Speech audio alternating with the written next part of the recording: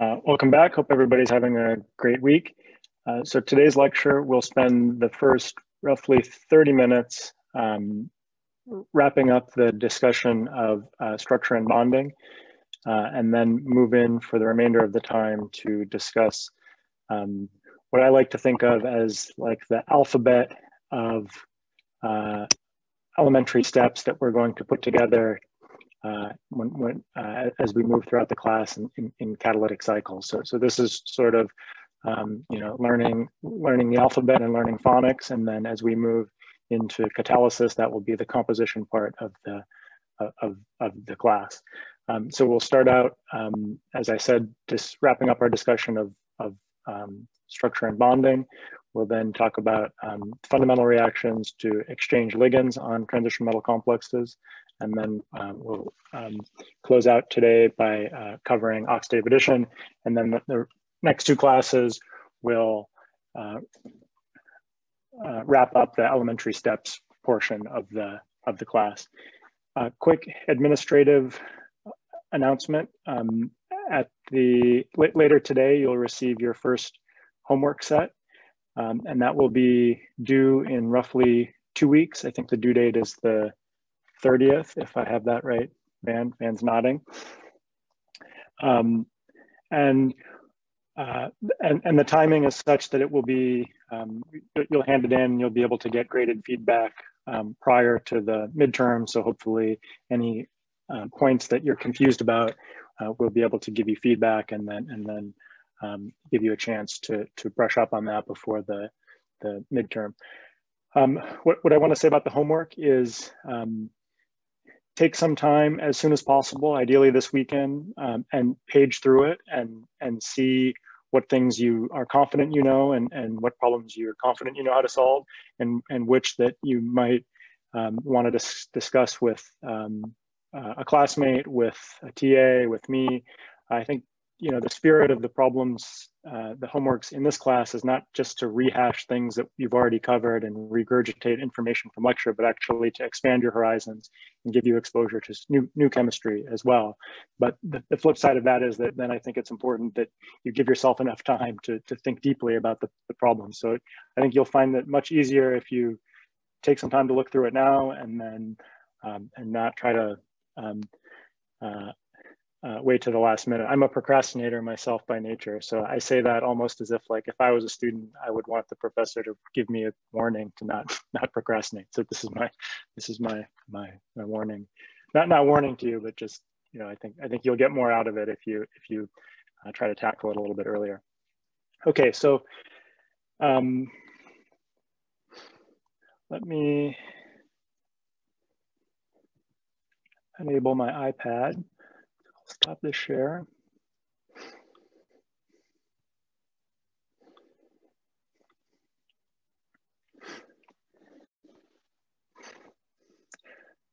So as a reminder, the last class we wrapped up with talking about ligand field theory, which as we said is a superposition of MO theory and crystal field theory. And we worked through one specific example considering a case study of a set of octahedral pure sigma donors and the symmetry adapted linear combinations of the ligand donating orbitals, thinking of those in analogy to atomic orbitals, and then worked through what an MO diagram would look like for a representative titanium complex. And part of the reason we do that is to give exposure to ligand field theory, but I think the other element of this is to make the point that to understand the key points of bonding, you don't need to do this full analysis every time. You can really restrict your focus to the frontier orbitals, which I think is, again, a common theme in organic chemistry. And so much of the ensuing analysis of MO theory will be simplified MO diagrams, where we're really focused on the key orbitals that are involved in bonding. So first, some nomenclature. We'll talk primarily about two types of bonds, but I'll also introduce you to a third just for completeness. So in terms of how ligands bond to metals, there are, I think the most directly obvious is what we call a sigma bond. And that can manifest itself in a couple different ways. One is a lone pair on a ligand just forms a dative interaction like we've seen to the metal. So the ligand's non-bonding electrons end up donating and forming a bonding interaction with the metal. Another common manifestation is with ligands like alkenes, where actually an occupied pi bonding orbital can serve as the sigma donor. And the nomenclature here, honestly, I find a little bit confusing, but it just is what it is. So it's a pi bond of the ligand that's engaging in a sigma bond in terms of the overall complex. And so you'll hear things like pi alkene complex, but you know, that denotes a filled pi sigma donation, and then, as we'll see, a pi back bonding interaction. So sigma bonding, I think, is the most straightforward. And then the bonding picture with transition metals compared to main group elements, if you haven't seen this before, the added complexity here is that now the ligand, the metal has filled d orbitals that can engage in in one manifestation, back bonding to the ligand, or another manifestation, further donation through pi bonding, pi donating interactions to an unfilled from the ligand from a filled orbital on the ligand to an unfilled orbital on the metal. So let's consider both of those cases.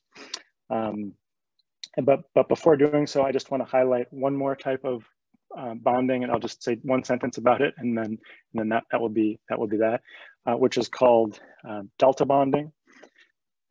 And this we will not encounter much in this class, to be frank, but it's this bonding interaction that is weaker than the other types of bonds that we talked about, where two d orbitals, typically these are metal-centered d orbitals of the appropriate symmetry, can engage in bonding in analogy to sort of a pi bond like you see in the main group. And so this is most common for metal-metal multiple bonds. So if you ever find yourself asking this question of like, how can there be a metal-metal quadruple bond? It's through these higher order bondings, like delta bonding. But overall, I would say this is rare. Okay, so let's consider these two limiting cases of pi bonding: the metal to ligand pi bonding, which will also be called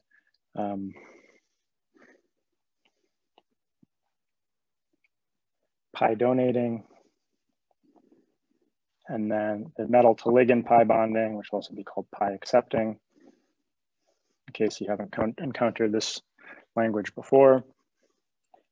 I think it's pretty intuitive. So let's consider a case where the metal has, the ligand has a lone pair on it. So this could include things like halide ligands, alkoxide ligands, etc. So one lone pair of that ligand will form a sigma donating interaction with the metal. But after that lone pair is engaged in bonding, now there are still multiple lone pairs in the case of a halide around this ligand, and you have unoccupied d orbitals on the metal. And so one of these filled lone pair electrons can now donate electron density into the metal. So it's from a filled p orbital onto a lone, a filled orbital of p symmetry or partial p symmetry, and into an unfilled d orbital on the metal. And then the other situation, which is pi accepting, is where you have a ligand that can initially engage in sigma donating interactions. And now, provided that there are some filled d orbitals on the metal, those filled orbitals can donate back into an orbital, typically an antibonding orbital, but an orbital of the appropriate symmetry that overlaps with the d orbital on the metal on the ligand. And so one manifestation of that is alkene. We'll talk about a couple common ligand classes and walk through how that manifests, how this phenomenon manifests itself, just so it's crystal clear, because I think it's one of the key the key fundamental bonding principles that underlie a lot of the unique reactivity of the transition metal series. So in the case of alkenes as ligand, as I said, we have a sigma donating interaction from the filled pi bonding orbital on the alkene. And then a filled d orbital on the metal is of the appropriate symmetry to donate back into a pi star antibonding orbital on the alkene. And this overall bonding depiction, as we have alluded to before, is called the Duerchat-Duncanson model. It was the bonding of alkenes to metal complexes within metal complexes was mysterious for many decades, and was ultimately elucidated through X-ray crystallography. And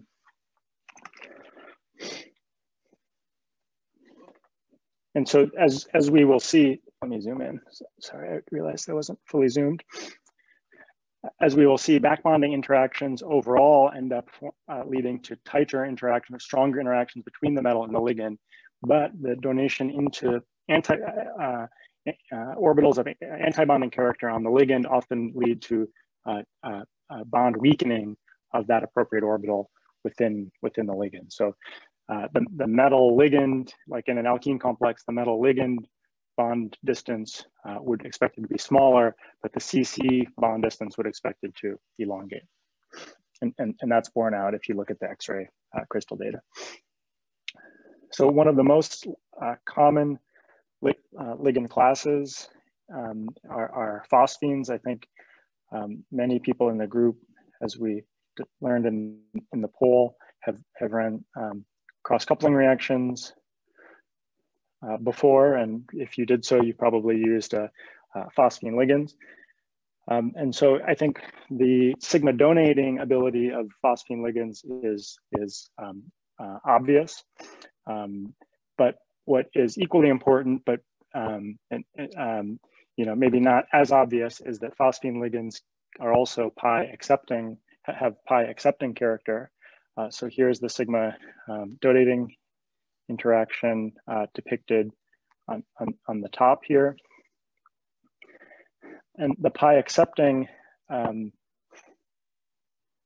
character stems from donation of a filled d orbital on the metal to a sigma star antibonding orbital between the phosphine and whatever is attached to the phosphine, typically an alkyl or an aryl. So let's draw that.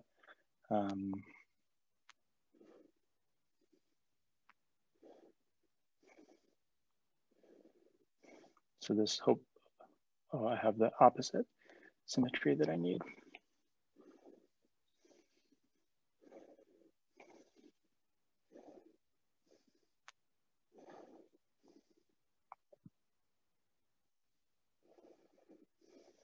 So hopefully you recognize this looks roughly like a pi star antibonding orbital. And then you can think about, as you modulate what these groups are on the phosphine, for example, going from aryl to alkyl or aryl to alkoxy, how that can change both the sigma donating character and the ability to be a pi acceptor. And so I'll leave that for you to think about.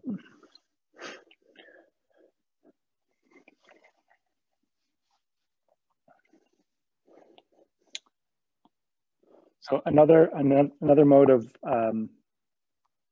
bonding that is a little different than either of these cases, because there's not an obvious homo within the ligand that you would immediately look at and say, yes, that's going to be the sigma donor. Comes with functional groups like H2, or molecules like H2 and related functional groups. So in this case, the sigma bond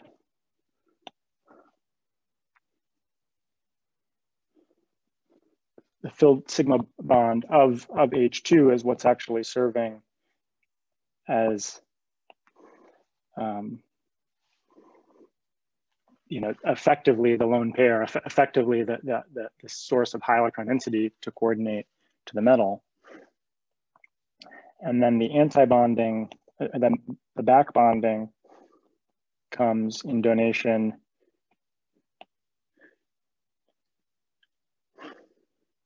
to the sigma star anti-bonding orbital.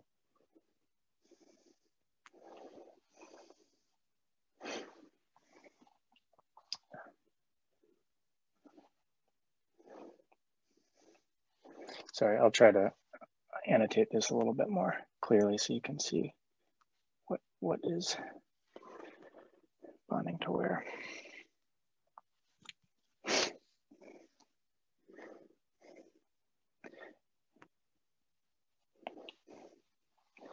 And just to provide some experimental evidence for this phenomenon, H2 itself has a bond distance of 0.74 angstroms, whereas a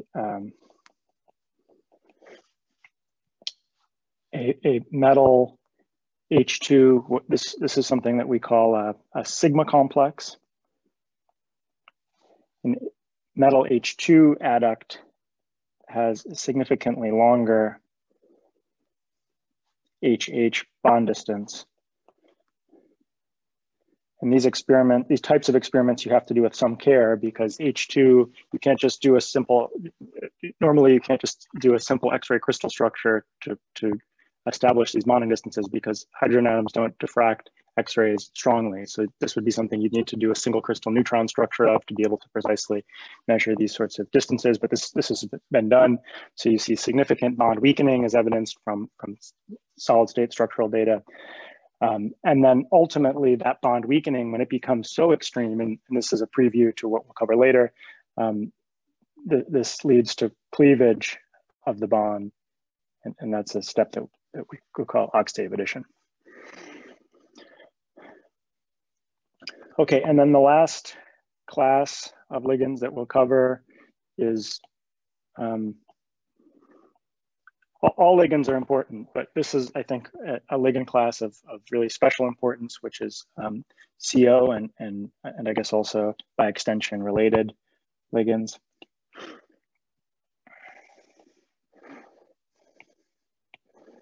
And so the bonding picture here is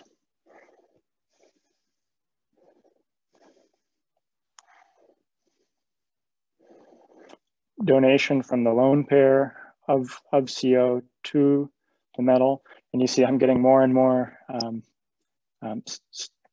sort of a more and more simplified and cartoonified MO depiction as we move forward.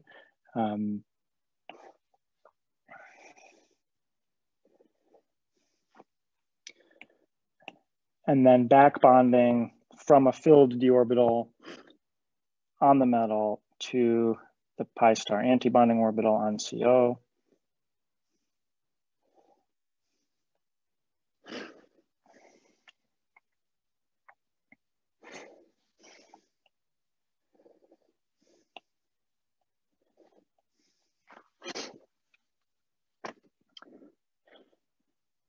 And so as with the case, as we saw in the case of H2, sorry, let me zoom out so we can see the whole bonding depiction. Okay, as we saw in the case of H2, now this back bonding from the metal to the ligand serves to weaken the bond that corresponds to antibonding orbital. So you see weakening of this CO bond. And this too can be read out through measurement. So free CO has an IR stretching frequency of 2,143 wave numbers, whereas metal CO complexes, this can range anywhere from close to 2,200 on the high end, all the way into what we start to view as sort of the CO double bond range. So I'm sure you all know that ketones, esters, carboxylic acids, they have CO stretching frequencies in this 16 to 1800 range. And we see that metal CO complexes can indeed get into this range. So I kind of, this is maybe an imperfect way to think about this, but I think of the, I just sort of try to remember that CO itself has an IR stretch of close to 2200. And then so one extreme end of the spectrum is where the CO triple bond is maintained intact. And the other extreme would be this way to draw it, where the CO has double bond character and is essentially, ketone-like. Isn't the C on the end supposed to be M? Next.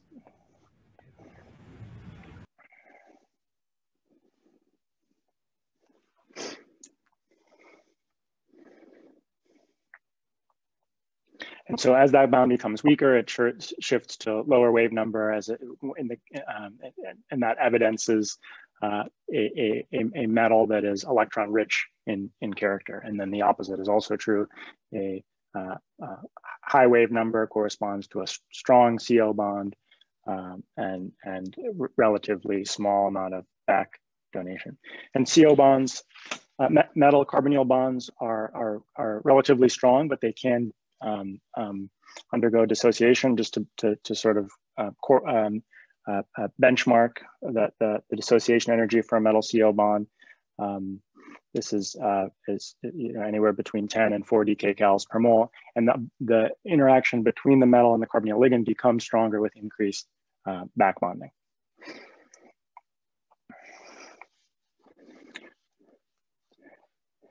And so I'll just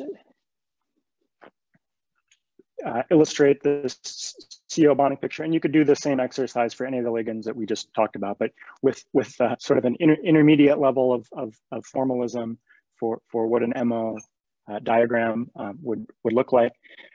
So a couple things to note: the filled orbitals on the ligand, of course, are lower in energy than the filled or unfilled orbitals on the metal. And then the sigma donating interaction happens between, in this case, CO and a metal orbital of appropriate symmetry. For example, the dz squared orbital or the dx squared minus y squared orbital. The latter is what's drawn here. And then back bonding interaction happens from a filled orbital on the metal of appropriate symmetry, for example, dx squared, dyz, or dxz, to an orbital of antibonding character, and which is thus higher in energy than the filled orbital on the metal, and so those come together to make a frontier bonding picture that looks like this.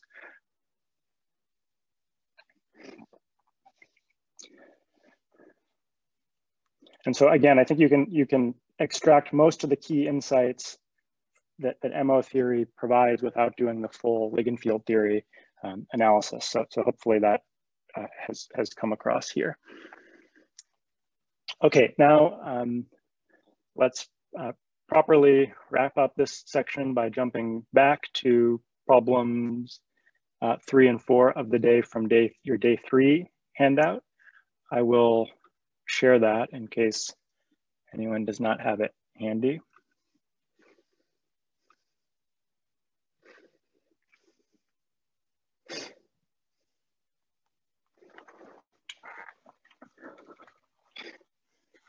And so let me read problem of the day number 3. You've had this handout now for a couple of days, so hopefully you had a chance to read through and think about these. So I'll read through these 2 problems, and then we'll jump quickly into breakout rooms, discuss with your teammates, and then we'll reconvene and just go through these quickly and jump into the next part of the class. So question 3, we've seen that CO is an important ligand in organometallic chemistry. You'll see this as a theme throughout the class, this ability to measure by IR the CO bond strength and thus infer how electron rich or electron poor the metal is. What are possible isoelectronic ligands to CO? So let's brainstorm some. Hopefully between you and the other members of your team, you can come up with a couple. And then if you wanted to ask and answer this question of within this isoelectronic series that you're hopefully going to come up with, how would you measure which are stronger sigma donating and which are stronger pi accepting? And then probability number 4 is to think back to what you learned as an undergraduate about the MO diagrams of O2 and N2. And then based on these MO diagrams and what we just talked about how from the MO diagram of a ligand, you can infer something about bonding, how these two different diatomic molecules would bond with metals, in particular, what geometry you'd expect them to bond with based on their MO picture. So think about that for 15, 30 seconds as we load up the breakout rooms, and then talk about this with your team, and then we'll reconvene and go through it quickly.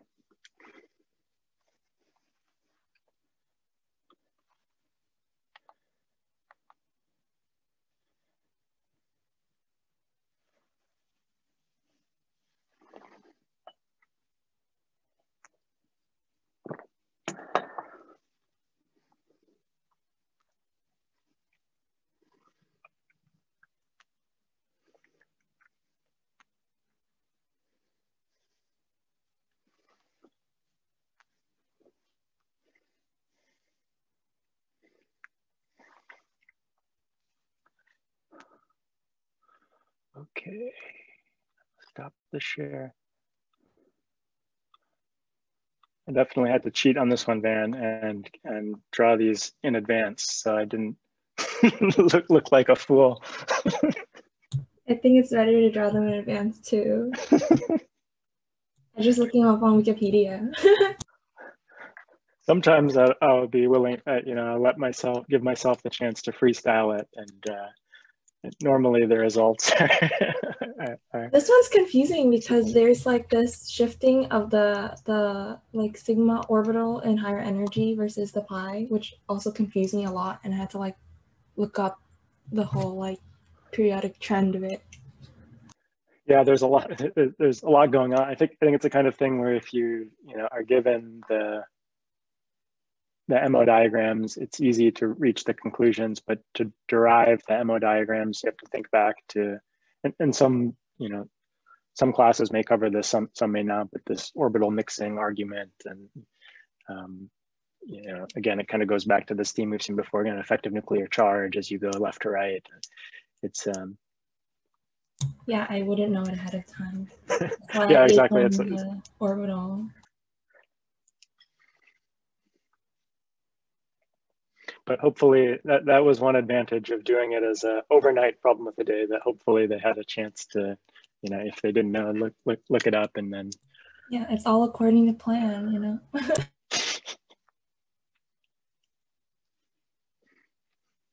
Yeah, I'm going through the edits for the problem set, and then I'll send it to you after class, and then maybe just take like a really quick look to see if your edits are incorporated well.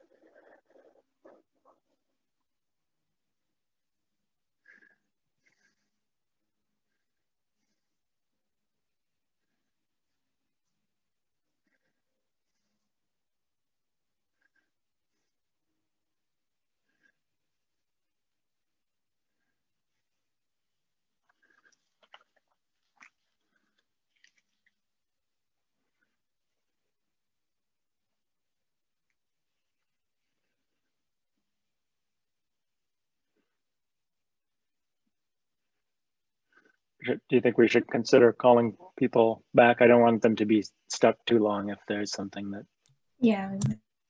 they're just points of confusion that we can go over.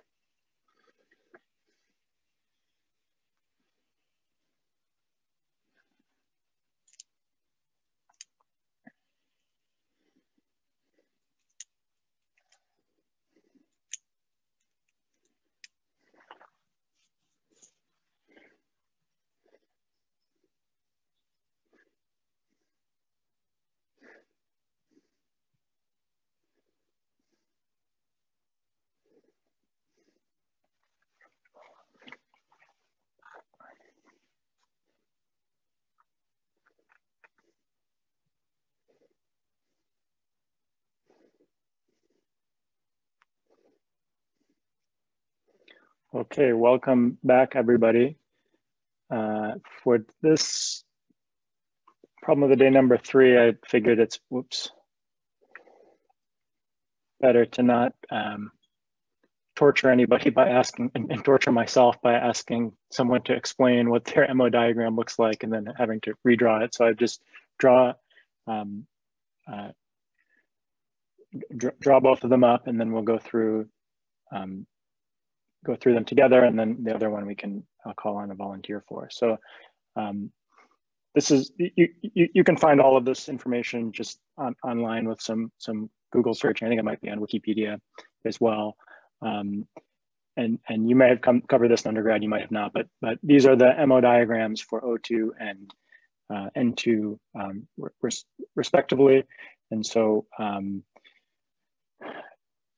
thinking about now of these diatomic molecules, what the MO diagram looks like, and then how we fill up orbitals. We know that oxygen is going to bring 6 electrons to the party, and so we can fill those lower energy orbitals. I've already done so, and then now moving up in higher energies. This is triplet oxygen. In case that wasn't clear from the question. So now as we move up, we have 8 more electrons to fill in.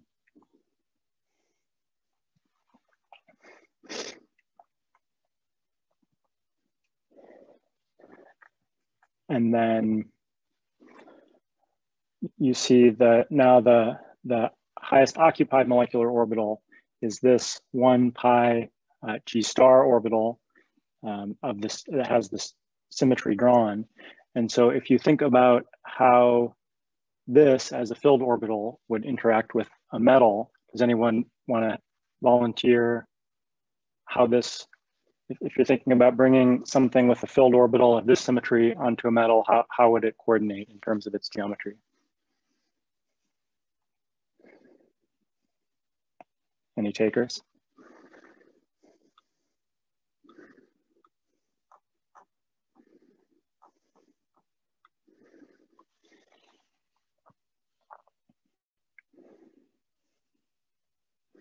Let's draw the metal orbital.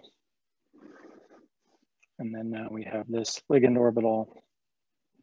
We'll tilt it.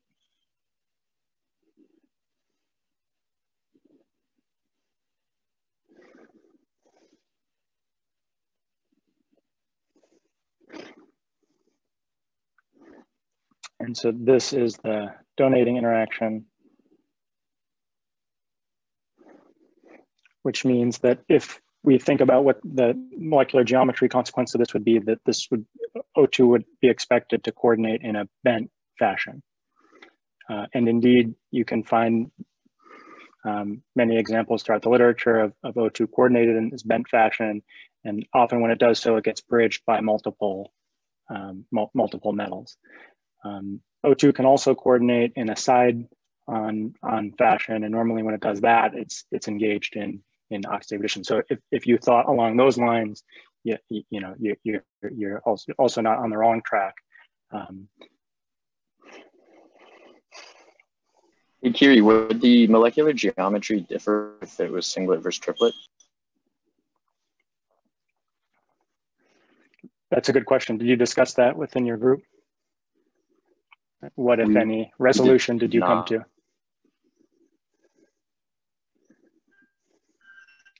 sorry, I missed that. You did not. What do you think?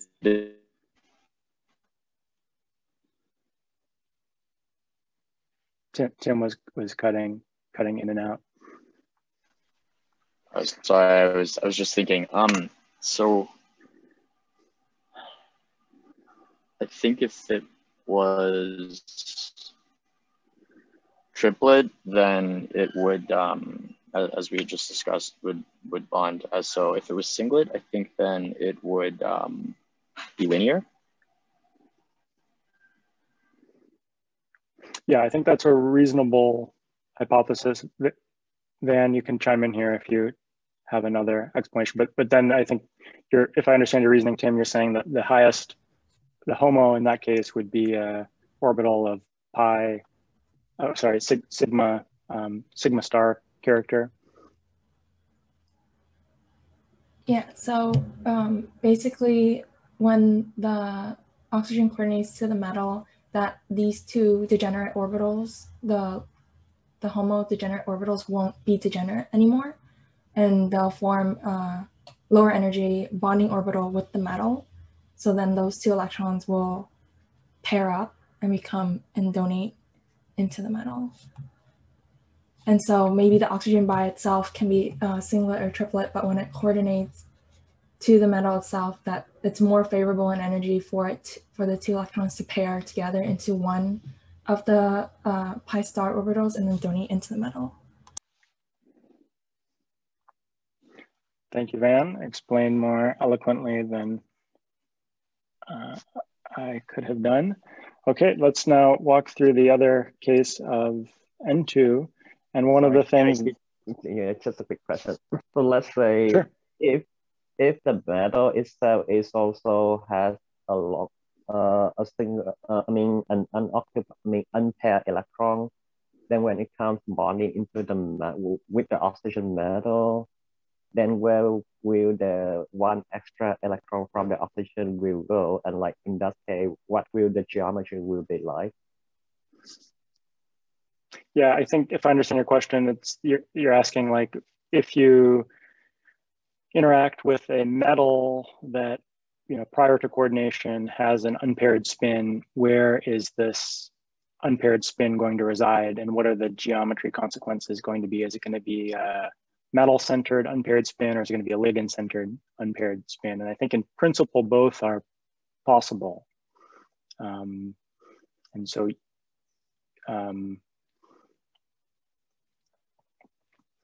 yeah, I think without considering the specifics of the metal and the ligand, it'd be hard to comment further on it. Okay, thank you.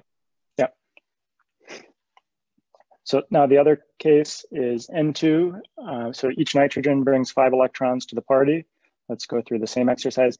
You may have discussed this in your group, that this unusual, well, maybe it's not actually unusual, but this difference in the respective MO energies that are different between O2 and N2, and this could probably be its own half lecture itself. So I won't go into all the details, but suffice to say that there's orbital mixing that happens in the case of N2, and also further left on the periodic table, where the 2 sigma U star orbital is lower in energy through orbital mixing, and the flip side of that is that the 3 sigma G orbital is higher in energy. So again, maybe you've already covered this in undergrad, and I don't want to take a whole class to go through this, but you can look that up, and there are clear explanations online. So then what are the consequences in terms of how N2 would interact with a metal? Now the HOMO here is this 3 sigma G orbital of the symmetry drawn.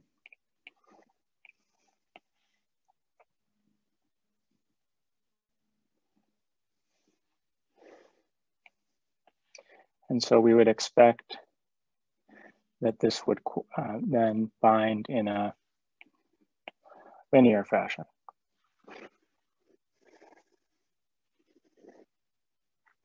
And again, like with O2, there are exceptions to this this rule as well. But you know, at least as a first pass, that you know, this is what you should be thinking.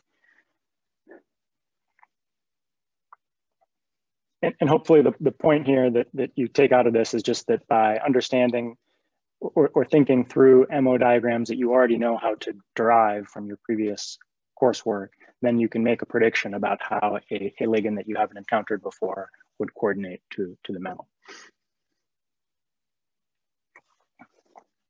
Okay, so that was problem of the day number 3 from last time. How about problem of the day number 4? Let's open this up to discussion.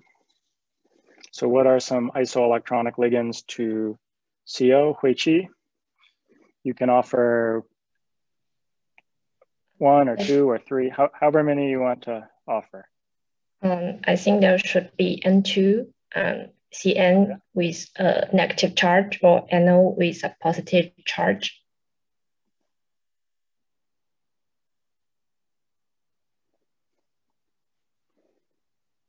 Super. Did anybody have any others that they wanted to add to this list?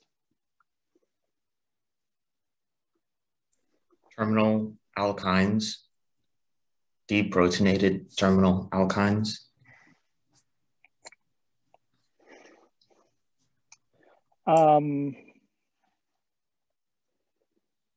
Deprotonated terminal alkynes.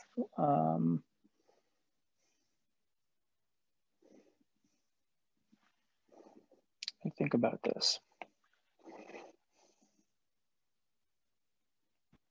There should be 10 valence electrons, so I think maybe it's okay.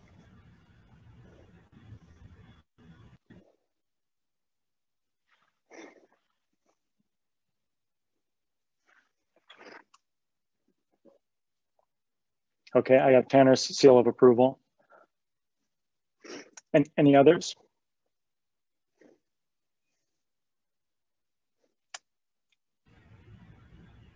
Nathan or Camille, you guys came up with one. We said isocyanide. Isocyanide, okay. So you can kind of mix and match within the, and if we want to do formal charges here, I'll just do this to be clear. You can mix and match within the main group to get something that looks isostructural and by consequence isoelectronic. One that is maybe less obvious but cool is BF, and I'll give you a second to digest that.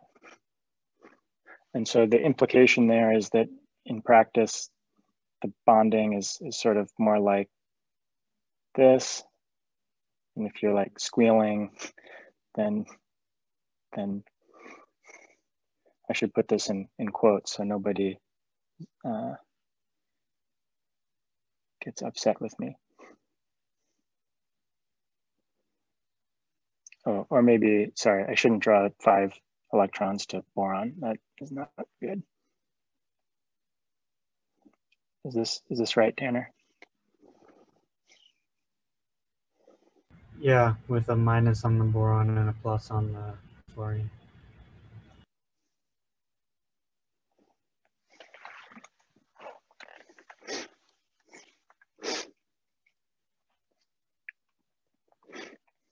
Okay, so this is part A. How about part B?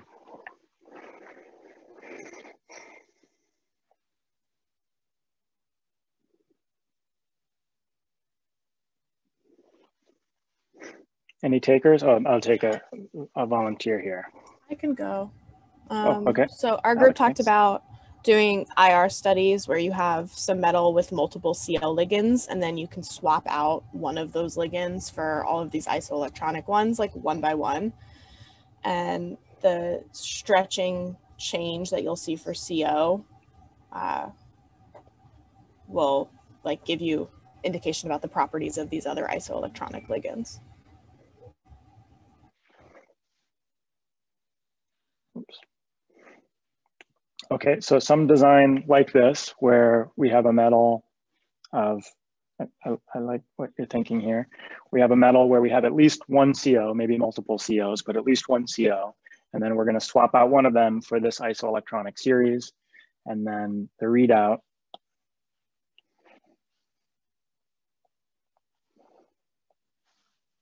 is gonna be the IR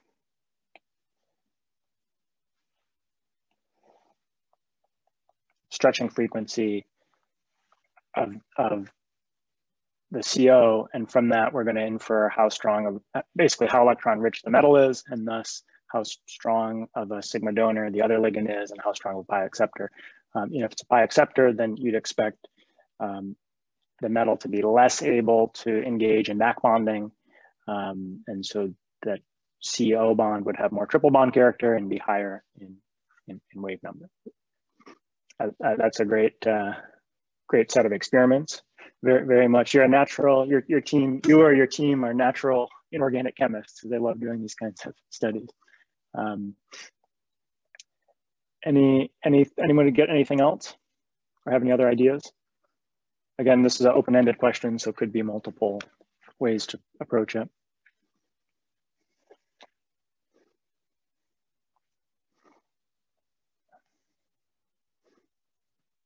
I mean, I think by the same token, you basically need some analytical readout. It could be an NMR readout. You could be tracking, you could do the same experiment that you proposed, but with a phosphine ligand where you're tracking the 31P NMR. You could do it with an NMR active metal nucleus and then track the NMR shift that way. So there are other designs, but the IR one is certainly a good one. And that indeed is what was done in the study that I highlight to the right over here by our neighbors from UCSD, a team led by Josh Figueroa. This paper was especially punchy because they were able to systematically characterize and situate this unusual BF ligand within this isoelectronic series. And so in a design that looks very much like this, they did IR across the series, and I'll just highlight, they found, and I'll let you think through what the implications of this are. For the N2 example, 2075, I should draw CO itself here. For CO, they have, for BF,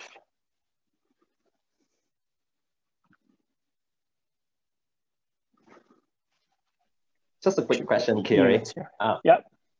I mean, if you draw BF in that fashion, it's definitely also electronic, but like usually in order to, to have a long pair in boron to coordinate, you need some kind of like special ligand to coordinate to the 2p orbital of the boron, so that like it will adopt the sp hybridization to make the boron nucleophilic. And like, would you consider it like, would it still consider as isoelectronic to the CO?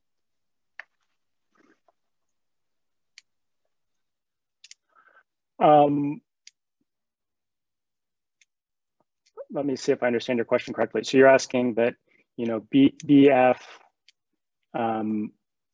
is only going to exist in this electronic configuration, stably exist in this electronic configuration when it's bound to a metal, and thus does the isoelectronic analogy. Is it maintained? Is that sort of what you're getting at? I mean, like, because like in order for the BF acting as a ligand, that is in isoelectronic fashion to CO, usually you will need to have some other ligand on the boron itself, like let's say the NHC, to stabilize the 2p orbital. So not like sure, yeah. In this case, the BF is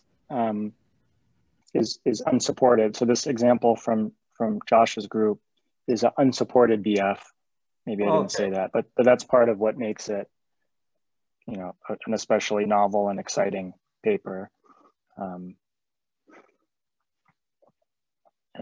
they use these bulky, their group is famous for these bulky supporting isonitrile ligands.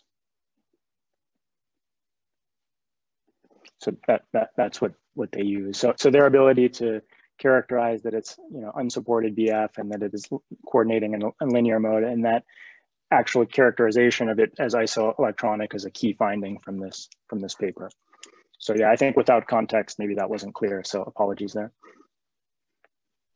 Thanks. Yep. Okay, super.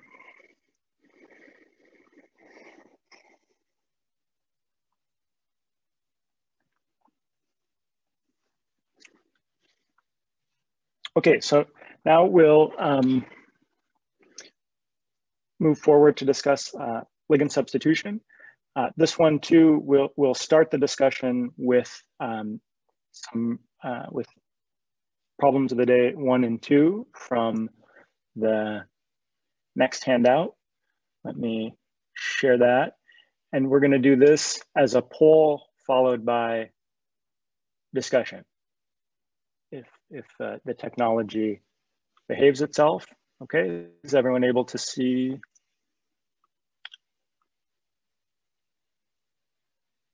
Doesn't look like I'm sharing the right.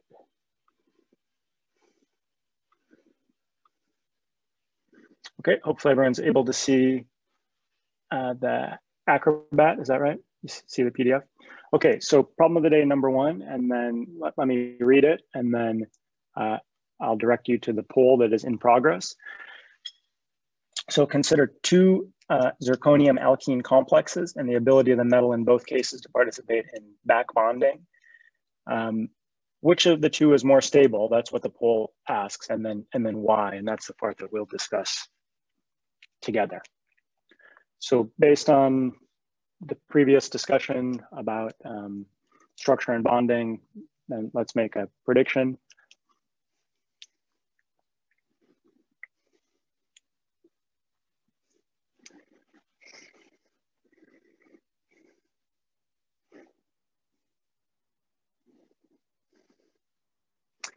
So about half the people have submitted a question. So when you're ready to do so, after you've thought about it, then put in your response, and we'll track who's responded and then move on when we get to a good fraction of the people to the discussion. Okay, nearly everybody, so please vote if you haven't.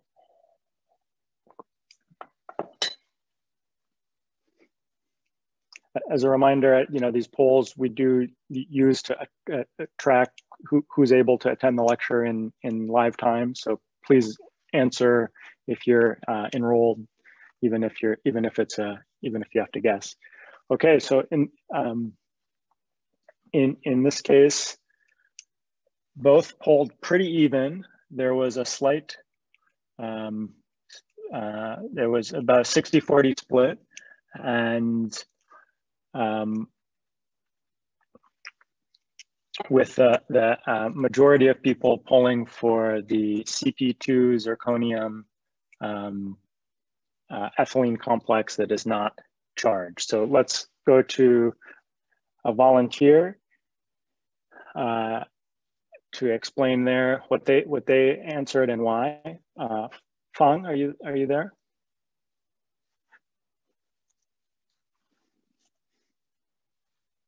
Maybe not.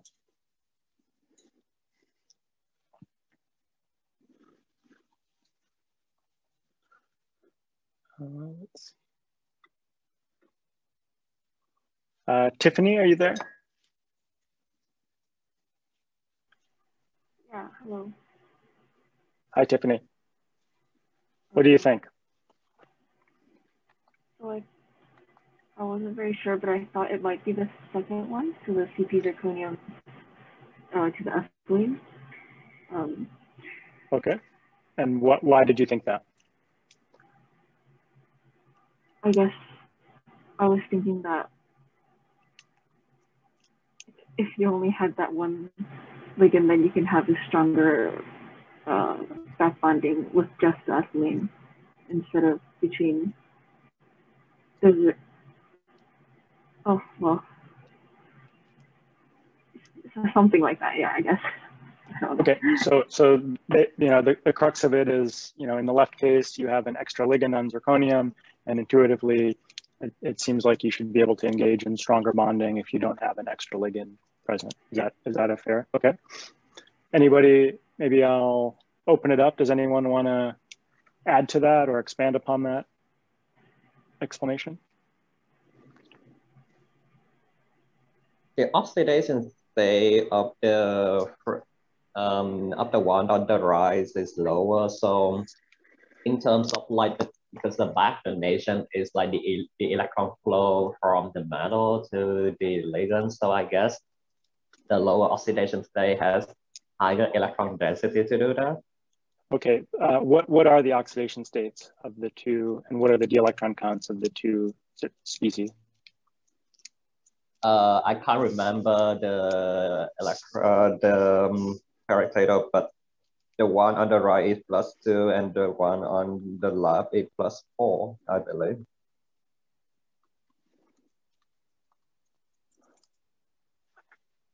Okay, anyone want to help with what group zirconium is in? The D4.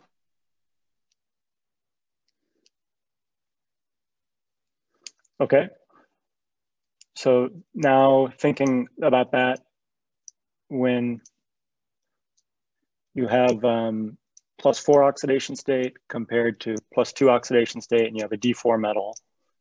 Well, basically the one on the left doesn't have any electrons to do high back donation. Yeah, exactly. So it's interesting. It's sort of like it does end up falling kind of into the intuitive explanation that Tiffany was also thinking about. But if you, as a good rule of thumb, if you're ever in a pinch and you're not sure, you can always just go back to the basics, compute the oxidation state, compute the d-electron count, and see if that tells you anything. And in this case, one is D0 and one is D2.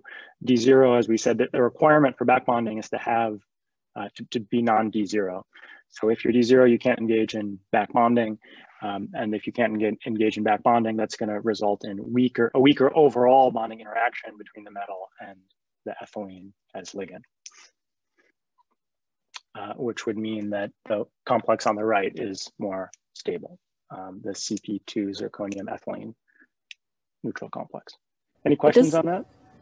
Yeah, so wouldn't the complex on the right have 16 electrons? Like, okay, what I'm thinking is probably you're gonna have oxidative addition across the ethylene with that complex to form the cyclopropane ring. So anyways, it doesn't really matter. So you're gonna have 16 electrons, and the one on the left has 18 electrons. Yeah, I mean, this is a good question. I think we will expand on what you're thinking. Is that the one on the right actually, depending on how extreme the back bonding is, it could actually just undergo oxidative addition or oxidative cyclometallation to give a metallocyclopropane. That would, but I think if anything, that would make for a stronger interaction. Whether you think of it as just back bonding or having it undergone oxidative addition would still lead you to conclude that it's a stronger interaction. Well, I think it's more like in terms of question, you should clarify because you just asked what complex is more stable, when then defining stability of a complex is a bit vague. Sure. Yeah. I mean, we're talking about stability. This is one of these cases. The most labile ligand is clearly the ethylene, and so we're talking about stability as defined by the bonding interaction between ethylene and the metal. But yeah, the point well taken.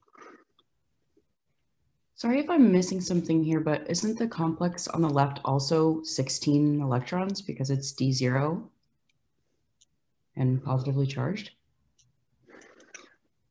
Is that right? CPs and then 2 from the methyl, 2 from the ethylene?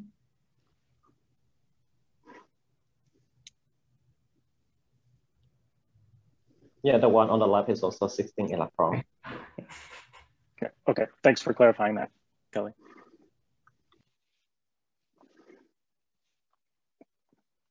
Okay, nice. Thanks everybody who engaged in the discussion. And let's quickly poll problem of the day number 2 then, and we'll have a similar discussion. So I'll read this in case you don't have both open. So there are two, the question's asking you to consider the equilibrium between tetracoordinate palladium with 4 triaryl phosphine ligands and the dissociation to 3-coordinate plus a free phosphine, and which has the larger equilibrium constant where the phosphine is either a xylyl, so 2 methyl groups, or an aryl containing 2 CF3 groups at the same position. So B is the electron poor triaryl phosphine, A is the electron rich triphenyl phosphine. So take 15 seconds, think about it, register a response or a guess if you're not sure.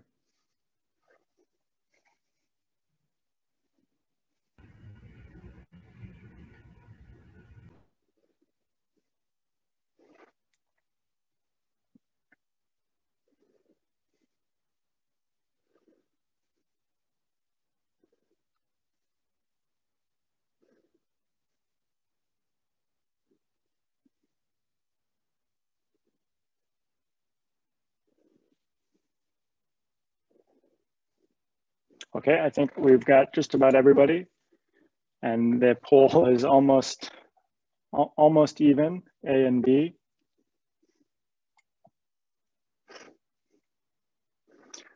Camille, which one did you answer and what was your thinking? I said that A would have the larger equilibrium constant because it's not as strong of a pi acceptor, or like a back bonding acceptor, because it's less electron withdrawing. Okay, so B is the better pi acceptor, and you're thinking the better pi acceptor should what? Form a stronger interaction with the metal and be less prone to dissociating? Yes. Okay, and then less prone to dissociation, I guess the equilibrium constant in this case is defined as the one that's more likely to dissociate should give a higher equilibrium constant. Is that right, Van? How this is defined? Okay. Did anybody get, well, I know half the class roughly got the opposite. So does anyone want to put the counterpoint to Camille's explanation?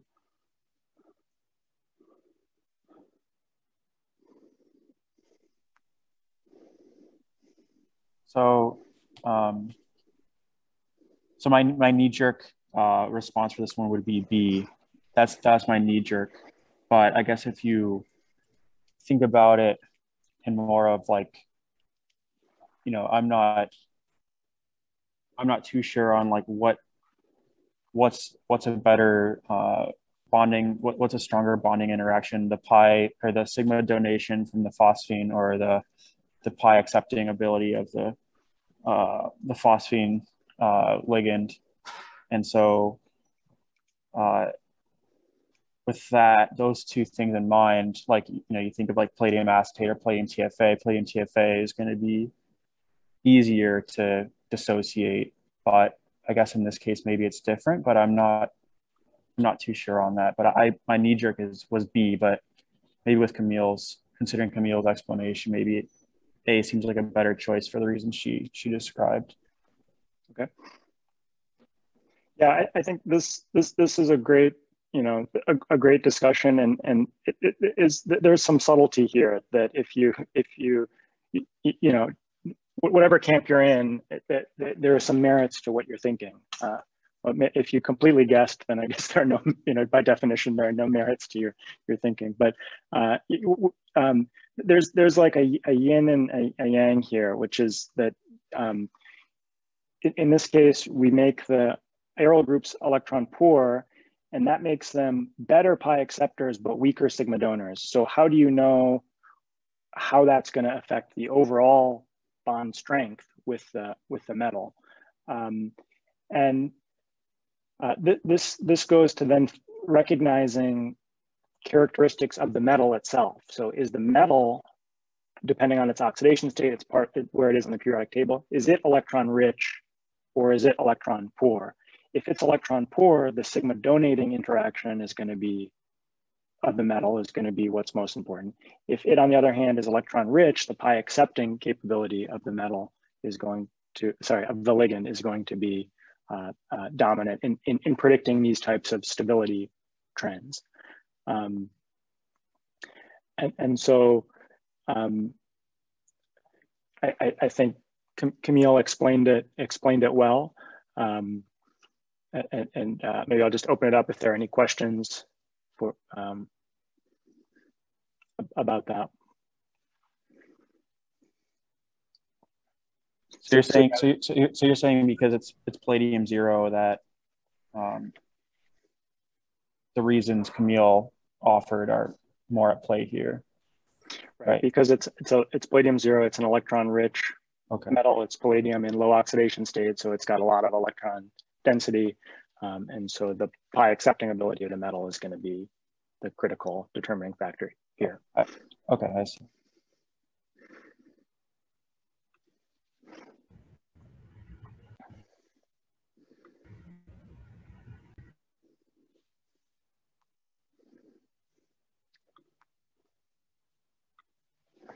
Okay, my iPad fell asleep here. Let me.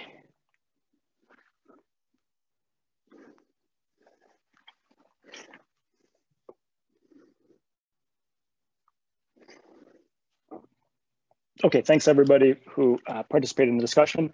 So let's talk now about I think what's maybe the most basic category of reactions that can happen on transition metal complexes, ligand substitutions.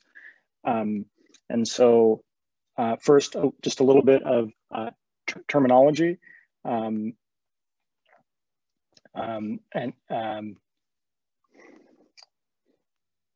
There are two mechanisms that can be at play for an overall ligand exchange event. One is an associative mechanism, which is most common with 16 electron complexes. Hopefully this is intuitive now. You know the 18 electron rule. And so a 16 electron complex has the capability of accepting electrons from the ligand. And so it can do so to form an 18 electron complex and then spit out one of its old ligands to result in overall ligand exchange.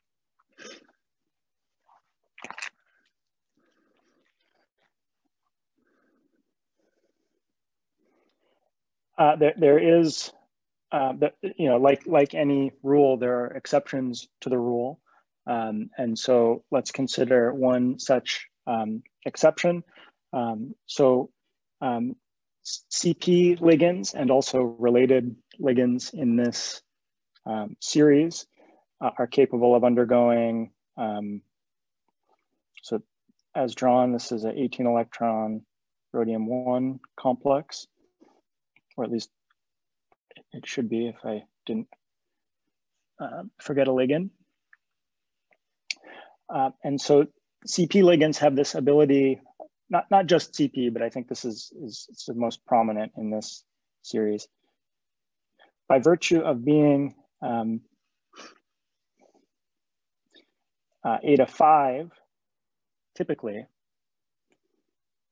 have this ability to toggle to a lower hapticity and effectively free up a coordination site.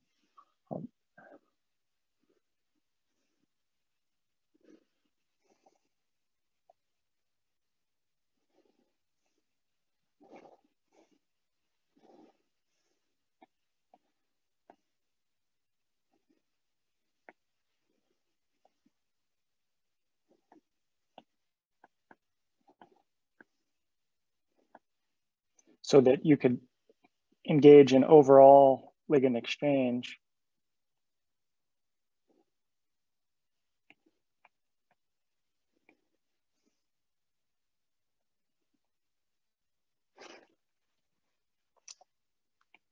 via a 16 electron. And this is one of the special properties about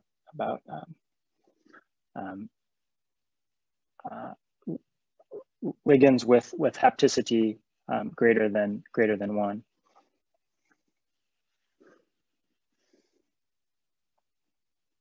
Is the CP ligand in the intermediate, is that still considered aromatic as it's drawn?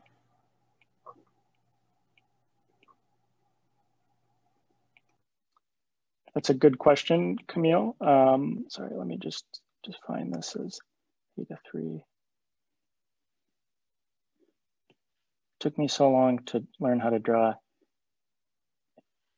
etas, and I'm not saying I do it well.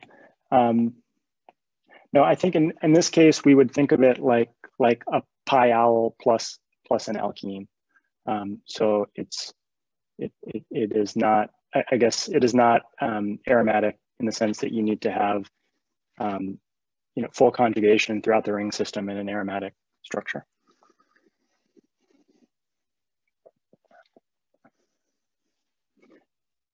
And there's a special type of, this is especially important in indene-based ligands.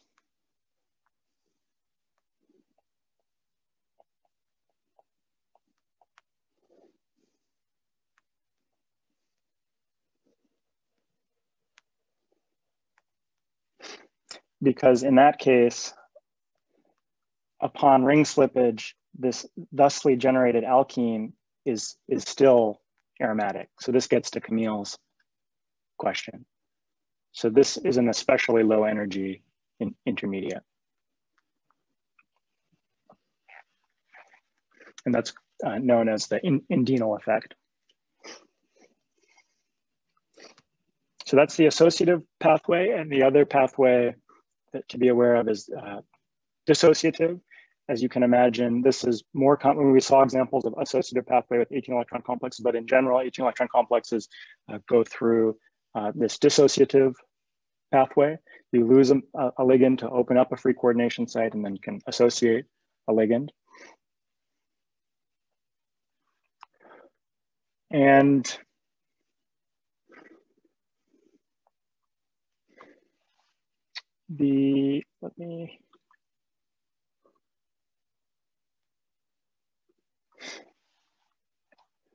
these two processes have different kinetic profiles, and thus this can be a means of distinguishing between the two of them if one is inclined to do so. We'll see a specific example of this. And so typically in a dissociative mechanism, the slow step, the rate determining step, is the loss of this initial ligand to go to 16 electron complex, and then the resulting trapping step is fast. In an associative mechanism, the association of this incoming ligand is the rate determining step, and then loss of the ligand is fast. And so the consequences of this are that when one looks at the rate constant,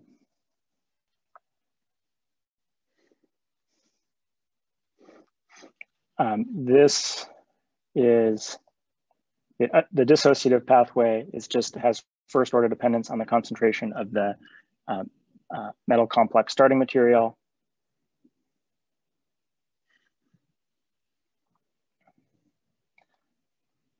Whereas in the associative pathway, there's concentration dependence on the metal starting material as well as the incoming ligand. So one is first order, one is overall first order, one is overall second order.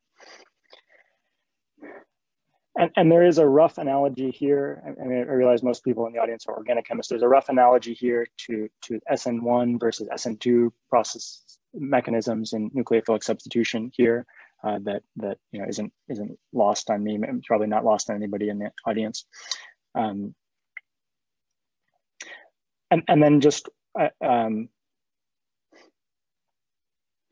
one interesting consideration is you know, ligand exchange processes, even with large excess of one ligand, normally don't go to exhaustion. And so a specific example of that is considering the case of metal carbonyl plus phosphine ligand. Even with large excess, you do not replace all of the phosphine ligands.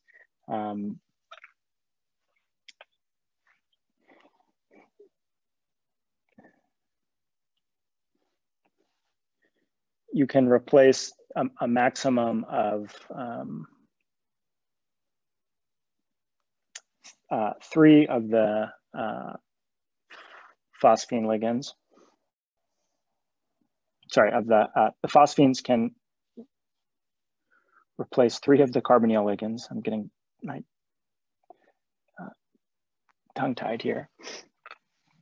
And they do so to give one of the 2 possible stereoisomers here. You'll note that the 3 ligands here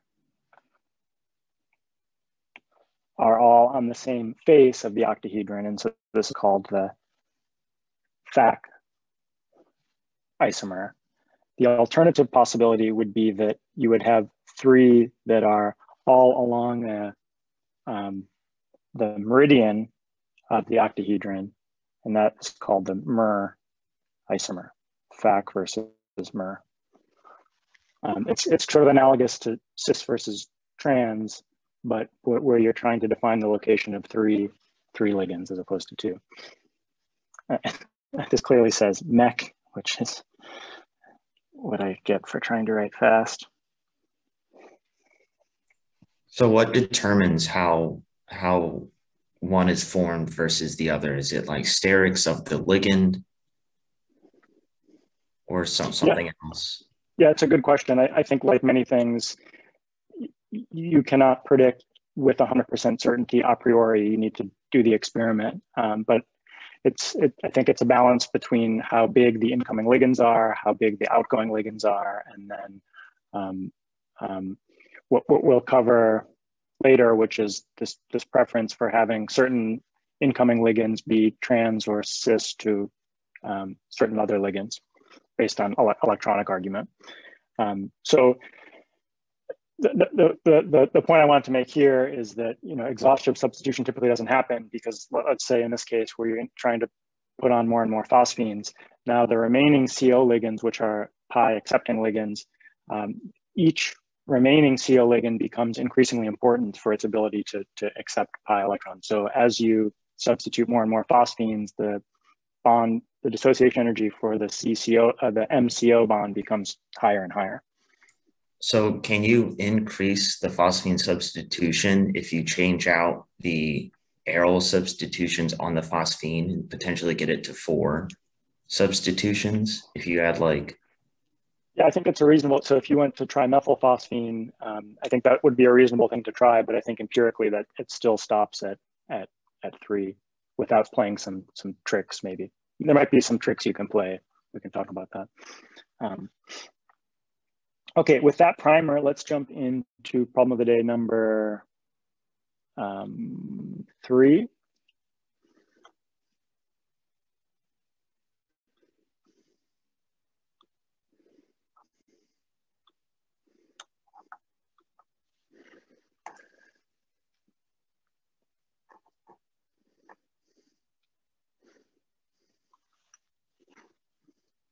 Okay, this one asks you to consider a ligand exchange between this diethylene rhodium-1 CP complex, where you're exchanging an ethylene for a phosphine. First, consider the coordination number, oxidation state, and total electron count, and then propose an experiment to distinguish between associative versus dissociative mechanism. So let's take 30 seconds to think about that on our own, and then I'll call on a volunteer to discuss.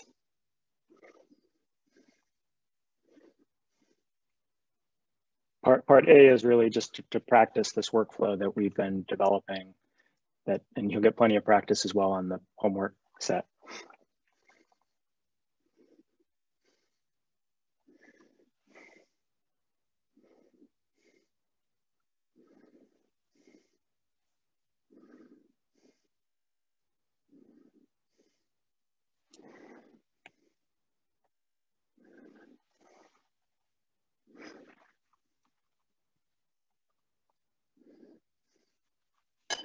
Okay, let's call on a volunteer.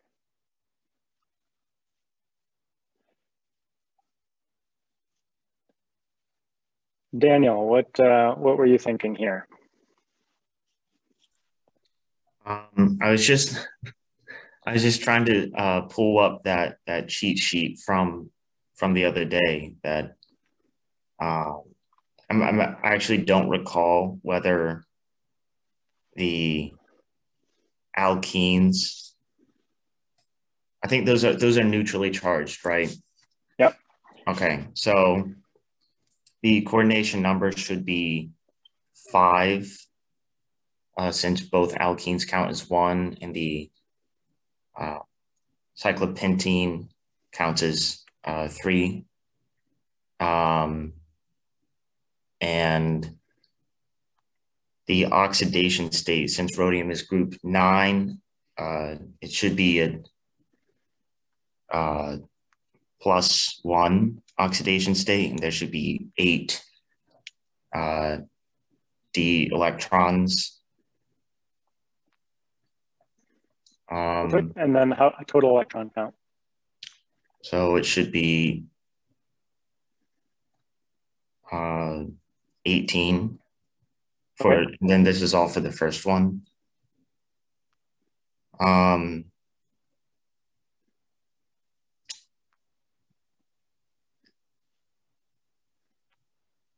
don't overthink it. The second one, it's the same thing, right? Everything's the same. Yeah. Okay. Perfect. Anybody get anything different than that?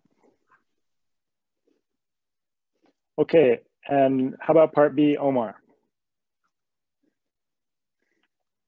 Yeah. So as you mentioned in the just not so long ago, you can probably look at the kinetics of this ligand exchange. And so since associative has a dependency on the ligand, the concentration of the ligand, we can probably do maybe some kinetics, perhaps initial rates, to see if there's a dependency on phosphine ligand. And if there is, then we can probably rule out the dissociative pathway. Okay, perfect. And how would you practically do this experiment? What analytical technique would you use to, just if I asked you to run this reaction in the lab later today, what technique would you use? I would go to the MBB and then use the phosphorus NMR. Okay, yeah, in situ phosphorus NMR is a good choice here. You'll be able to monitor the growth of the product, although not the consumption of the starting material. Okay, super. Anybody get anything different? So I'm curious about whether can we use carbon-13 NMR to monitor the properties of CP ring, because as you mentioned, if the mechanism is dissociative, the CP ring must lose one coordination to the rhodium. Yeah. So it might lose the aromatic properties. But yeah. It's a good question. I think this can sometimes be tricky because when you toggle between A to 5 and A to 3, it's not self-evident that the eta 3 is going to be sufficiently long-lived to be detectable by NMR. It will sometimes and it won't sometimes, but it can still be a viable intermediate even if you don't see it by NMR. And so if you ran the experiment and you saw it, that would be strong evidence. But if you ran it and didn't see it, you probably wouldn't be able to conclude anything. Okay, thank you. Yeah.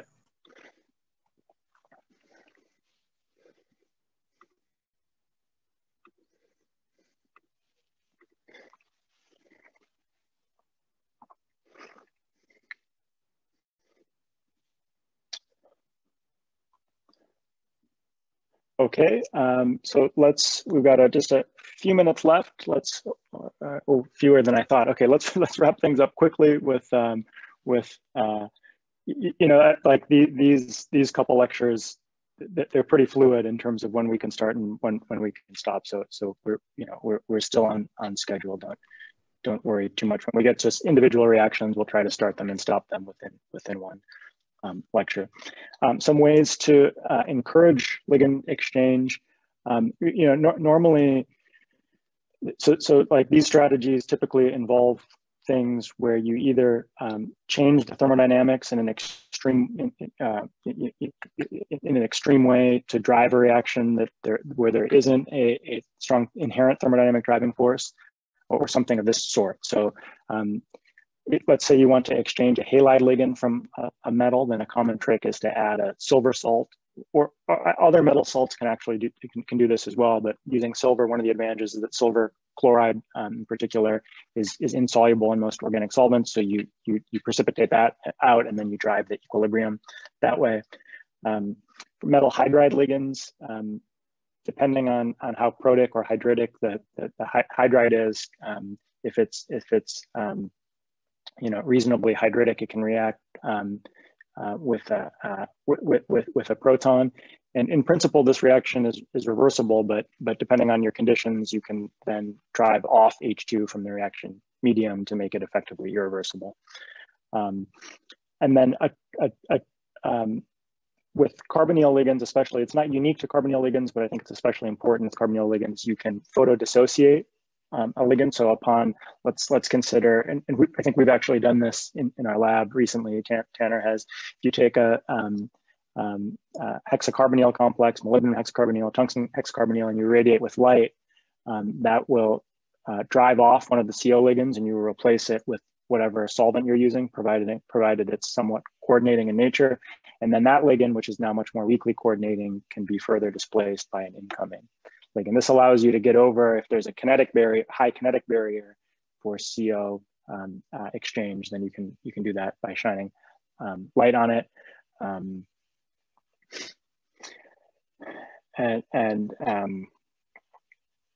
The underlying origins of that are itself kind of interesting. You end up exciting a d electron on the metal and thus destabilizing the bonding interaction between the metal and the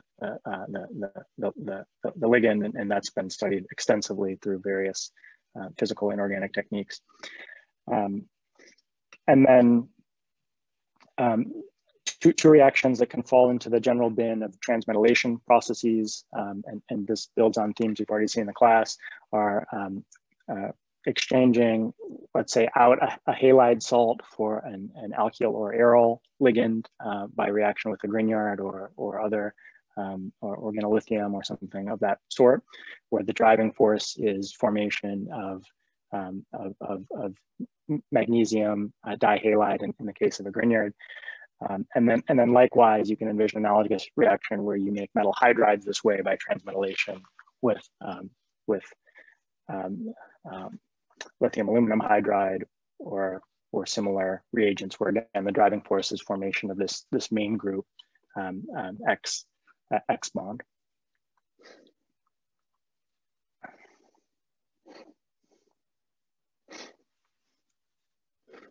Okay, I want to be respectful of everybody's time, so we'll wrap things up here. The next period, next portion of the class, we'll talk about lead off with a discussion of trans effect and its corollary, the cis effect, which will address some of the questions that have come up in today's lecture. And then we'll quickly move into a discussion of oxidative addition. So to give you a preview of that, we'll talk about different groups that undergo oxidative addition and different mechanisms by which the metals can undergo oxidative addition. And just sort of as a quick preview, one of the really interesting things is that we've covered, you know, like these monometallic mechanisms, I think are intuitive to us based on what we discussed with the main group lecture, but there's also a much broader range of oxidative addition mechanisms that are capable, that transition metals are capable of, including those that involve multiple metals. Today's chemist of the day, I don't know if anybody recognizes him from his work in this area. Anyone wants to give a shout?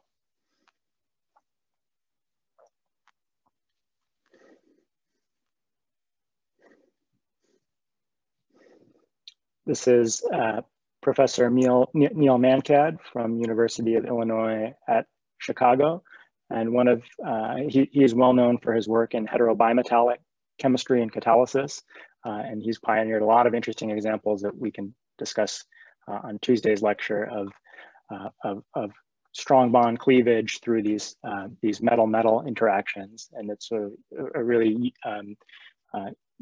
unique and interesting way to think about a classical reaction like oxidative addition.